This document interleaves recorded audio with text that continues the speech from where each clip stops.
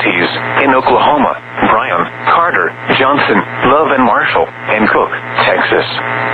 Remember, a tornado watch means the conditions are favorable for the development of severe weather, including tornadoes, large hail and damaging winds, in and close to the watch area. While severe weather may not be imminent, persons should remain alert for rapidly changing weather conditions and listen for later statements and possible warnings.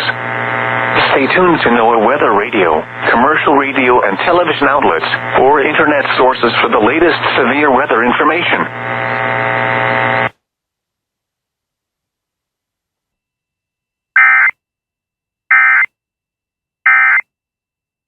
Overcast.